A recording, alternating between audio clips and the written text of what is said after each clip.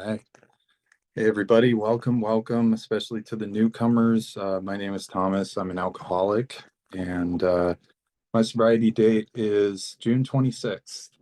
So have about a week and feeling a lot better. Very, very grateful to be here and to have been rescued from the perilous situation of being an active alcoholism. I'm assuming if you're here, you have a problem with alcohol or mind or mood altering substances, and this is definitely the place to be. Um, it's been an amazing journey in recovery.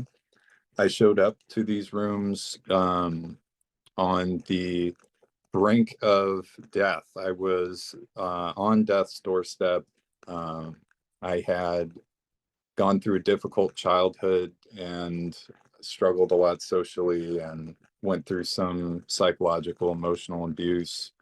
Um, and all of that kind of came to be accepted and forgiven around somebody that I met in an oil painting class in 2009. Um, I fell in love with a girl, brilliant artist, painter, just very taken by her. And this was around the time where I was starting to party a lot. Dated her for a couple of years, and then she got a staph infection, got really sick, went to the hospital, went septic, and ended up passing away a couple of days after. And that's what sent me into my spiral with daily drinking as much as I could to escape the feelings that I was going through.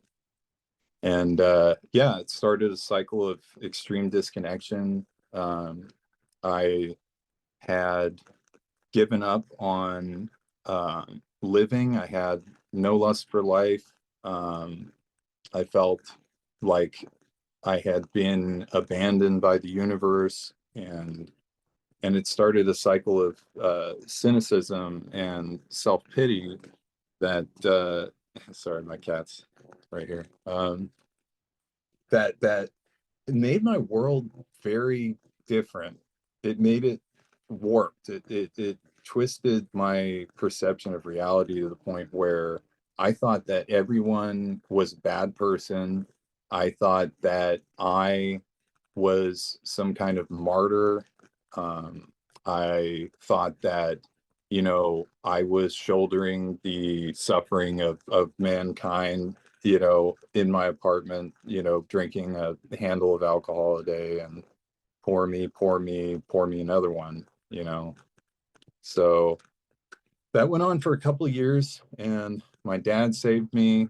He came into my apartment one day, and I was sick with botulism because I ate something in my fridge while I was in a blackout that I shouldn't have. And I was detoxing. I was in severe um, tremors and all this stuff because I couldn't drink because I was sick. And um, my dad was standing in my living room and he's looking around, and there are trash bags full of recycle and stains all over the place, and the walls are covered with oil soot from, setting oil ablaze on my stove because I passed out. Um, and he started tearing up, and he was just looking around at the state of affairs I was in, and he just said, "You can't keep living like this." And he started looking into treatment centers, and I told him, like, no, it's too expensive. It's too expensive. I'm not worth it. And he said, if you do this to the best of your ability, this will be the best investment I've ever made, you know. And in that moment, I did my first step. I looked at I was looking down at my Vans, my shoes, and I remember this moment, and it just came over me, and I just looked at the ground and just said, fuck it. And I went to my room and I got a bag and I threw some clothes, toothbrush, just whatever, and went and dropped the keys off to my old job that I had lost, and went off to Sebastopol, to Azure Acres, to go to treatment. And learned a lot. Went to my first AA meetings in there. went to an SLE after a couple years, living there, learned a lot about the steps in the program. But the story of my life from getting into treatment and today um, carries one similar theme or issue, um, blockage, and that's with the concept of connection. And I didn't have a way to get through this fear from all this trauma I went through as a kid, and I needed a higher power. Like, I needed it. And for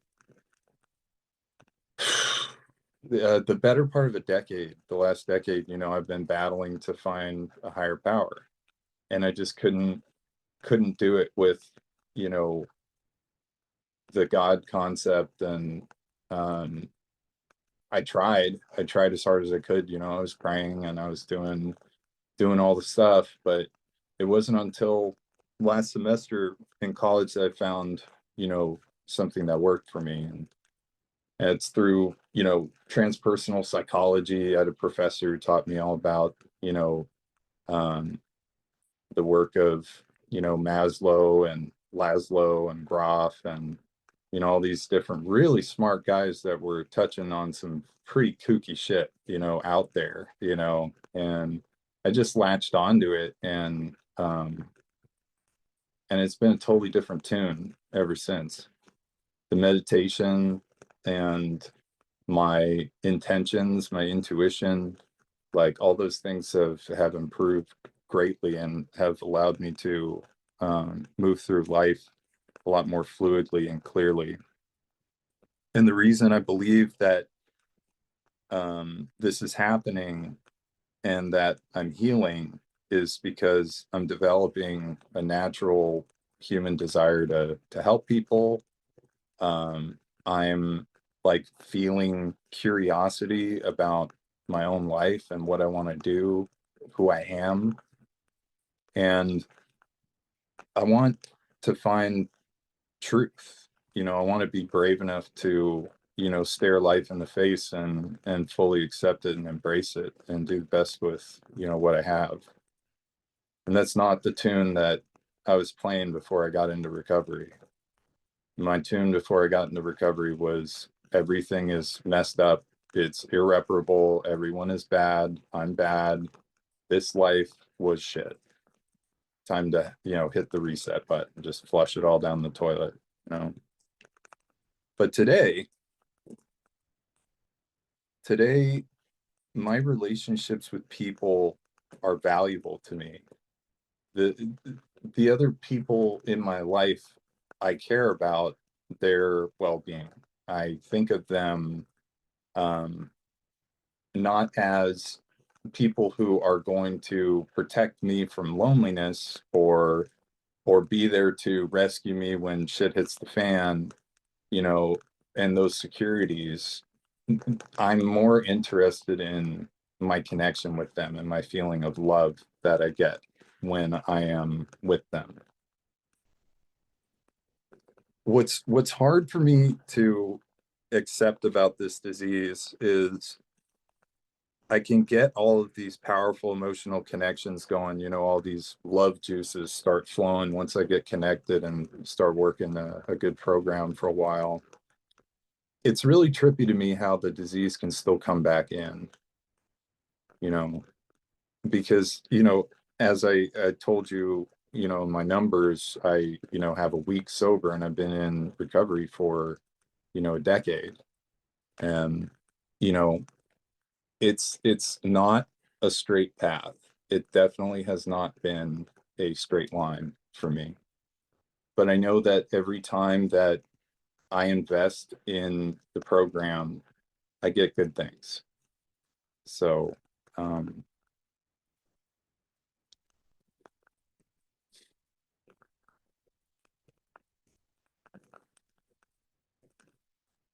I've had a lot of um, I've had a lot of internal upheavals in this program. Just a lot of times where, I turned toward myself, looked in the mirror, and just didn't want what I had, and or saw something that I really wanted and went for it. Um, but like without tools, when I go spelunking into, my past and the difficulties and the fears, that's when I really need support. That's when I really need tools. These tools in our 12-step program, like I've tried to work them my way. I've, tried to work them the way my sponsor told me to work them. And inevitably, I find that the more I trust the process, the more I get out of it. Um, it's so weird for me being a controlling, you know, over analyzing type of person to just look at something like the fourth step and like not really understanding like how it works, why it'll work, or believing really that it'll work, but then doing it and then seeing that it works, not even really understanding fully why. But that's the whole thing about humility for me. You know, can I get humble enough to just do something that someone tells me to do, without getting my ego involved and, thinking like, yeah, okay, so I see that works for him, but like, let me tweak this a little bit, let me do this a little different. Let me, get in there and mess it up, basically. So the willingness, the truth and the honesty, um, just being open to trying stuff that is completely different from anything you've ever done before. Yeah, it felt like stepping outside of myself to, start doing a lot of these things we do in the steps and in fellowship and in. Um, it was like I had to turn toward my body and my mind, just yelling out as loud as they possibly could, like, do this or don't do this. And then I had to like step outside of myself to like do something different. And I always remember that process of learning how to do that in early recovery, was like a necessary rite of passage, I guess, for me to stay sober. I had to figure out how to do that. Um, the easiest way was to get somebody on the phone, for sure, for sure. If I had the courage to pick up the phone, go against what my disease was telling me to do, wanted me to do, and rely on another person who loves me and has the wisdom to you know get me back on track. If I can do that, you know, it's pretty rare that you hear about someone who, called an AA and drank anyways. Usually it's a way out of a craving, for sure. um and meditation. um Let me think. So I've only got like a few minutes left, I think, and I want to think of like something that has really, really helped me, or something that I'm really grateful for, um, in this program. Um, you don't really find this anywhere else in like the world. Like groups of people that get together, complete strangers, and we have just this innate understanding of each other on like this deep level because of just how hard it is to get sober and stay sober and deal with, everything that we had to go through in our active addiction, you know, and we have this commonality, like, the camaraderie from, being rescued from a shipwreck, the same thing. except it lasts. It lasts a lifetime. You know, they say in the big book that we make friends for life here. You know, they call them fast friends in the book, and that doesn't mean like quick. That means like hold fast, you know, to the rope. Fast friends, you hold on. And I always thought that was really beautiful. You know, I didn't have the ability to make friends and acquaintances when I came to these rooms. It had left me entirely. And people just saw that going on in me and worked their way in there, you know, to shine some light on all my difficulties and help guide me into a path that would get me out of the dark. It's just incredibly beautiful. It's so hard to practice these tools in early recovery because they're just so foreign. But like I find that once I start, you know, like maybe the third or fourth time I meditate, once I decide to pick up the practice, it's fine. You know, I'm off and running. It's real hard to get started on stuff, but once I do, I reap so many rewards. I reap so many rewards, and yeah, I'm really grateful that Mary asked me to speak tonight. I feel like that was something I needed to really get plugged in and be like, okay, I'm here now and I'm here to stay. So thank you all for hearing me share. I really appreciate you. And yeah, looking forward to hearing from you.